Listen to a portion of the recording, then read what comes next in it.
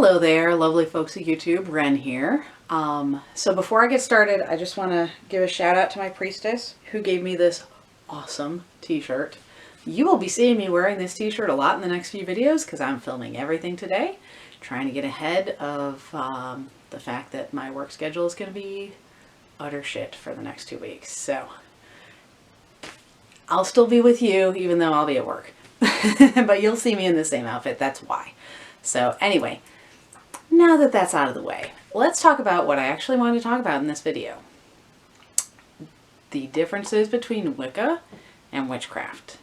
This is something that I feel like a lot of newcomers get kind of hung up on, because a lot of the early books that people are going to recommend to you, especially if they're older books, like they're going to be talking about Wicca, just first and foremost. And a lot of people think, like, they tend to conflate the two. They are two very separate things.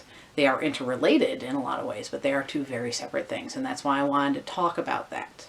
I always say of myself, I practice witchcraft, green witchcraft most commonly, but just witchcraft in general. I practice witchcraft, but I am also a Wiccan. So, witchcraft is a practice. It is not tied into any religious belief, per se. It is the practice of engaging occult or hidden, not readily visible energies to bring about some sort of change. Whether that's a change in consciousness, change in reality, but you're engaging with the natural energies that are out there in order to bring about some sort of change. That's basically witchcraft in a nutshell. Most of the practices that we utilize in witchcraft have an origin in Western European folk traditions. But that's basically all that witchcraft is using these practices that are often borrowed from folk traditions to engage in some sort of change in the world, whether it be within yourself or out in the world in general. Wicca, on the other hand, is a religious practice. It is a religion where we use the techniques and skills of witchcraft to engage with and pay homage to various forms of deity. What this means, of course, is that you can be a witch, you can engage in witchcraft practices without being a Wiccan. You do not have to tie that religious piece into it. However, if you are a Wiccan, if you are engaging in the religious worship of these deities using Wiccan techniques, then you are by default a witch because you are using the practices of witchcraft in the process of being a Wiccan. So, not all witches are Wiccans, but all Wiccans are witches. Now, this also leads to a caveat that basically, if you are a self-identified witch and you engage with deity in some way, shape, or form, you're probably using Wiccan practices to do that. Most people think of Wicca as being duotheistic, that they worship only the Lord and Lady, whatever their names may be, depending on, what tradition you're in. But that's not true of all Wiccan traditions. The tradition that I come from, which I will be talking about in the next video that comes out, we are an eclectic tradition. We acknowledge numerous forms of deity and other powers as part of our worship. So not all Wiccans are duotheistic. We do recognize Lord and Lady. We definitely pay them homage on numerous occasions, but sometimes we'll have ritual for other gods as well. So I think that since the 80s, and most specifically since Scott Cunningham put his book out about Wicca, Solitary Wicca, that you've seen a large increase in the number of eclectic Wiccan practitioners. Now, my tradition particularly predates that, but, you can't deny that that's had a large influence on what the development of Wicca has been. So, Wicca's religion.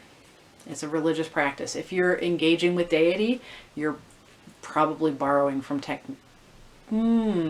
I won't say probably, but you are likely borrowing from some techniques. Unless, of course, you're working within a religious tradition that is not Wiccan. But if you're doing like eclectic religious type stuff, it's probably going to be borrowing something from Wicca in some way, shape, or form, because Wicca has had its fingers in all kinds of different pies. We shamelessly steal. We shamelessly, well, borrow. We'll say borrow. I know in my tradition we always say, like, you know, if it's not nailed down, it's free to the taking. And if it is nailed down, then free nails. So, yeah, it's... Now, of course, a lot of people get into the whole cultural appropriation thing, but most of the cultures that we are stealing things from are not active living cultures. Cultural appropriation doesn't apply when you're talking about things like Greek mythology and those religious beliefs and practices, because they haven't been engaged with as part of that culture for literal millennia. So, yeah, but we will borrow readily from all kinds of things that do not have an active living cultural practice. So, couple other things I want to talk about as far as Wicca goes, because I feel like I need to defend Wiccans in some way, shape, or form. I'm not really like, I'm not an ultimate spokesperson on Wicca, but you know, it's something that I am a part of, I believe in, and I see a lot of things going about that it just, it's like, but no. So one of the things that I get aggravated with is because people always feel like Wiccans are the love and light practitioners, and that, you know, we are completely, you know, bound and stymied by the Wiccan Read. But most of the actual Wiccans that I engage with, and certainly myself, we understand that read means advice. It's not law. So if someone says you can't do that because the Wiccan Read, it's like, no, the Wiccan Read doesn't say you can't do that. It says think about it before you do that. It's advice. So that's one thing. Another thing that often gets misconstrued is the rule of three. I've heard people refer to it as the boomerang whammy law. I think Phyllis Curad was the one who called it that, and which always cracked me up. And but here's the thing though, is that like the rule of three was never actually intended to be like, you know, some sort of like energetic retribution from the universe for your actions. The actual rule of three is an acknowledgement that whatever you receive, you are obligated to pay forward threefold, whether that be good or bad. So if you get something good in your life, you have to pay it forward 3 times. If you get something bad, then you need to do something about it and fix it 3 times over, you know. So yeah, I mean, in summary, well, let's just sum it up. Witchcraft is the engaging in magical practices of a primarily Western European origin. Wicca is a religion that utilizes those practices in its religious worship. So, obviously, there's a whole lot of stuff that falls under witchcraft. You don't necessarily have to have any belief system in order to do that. Sorry, I have an itch. It's very itchy. Allergy season is starting to ramp up for me. But yeah, you can be a witch without any kind of religious overtones.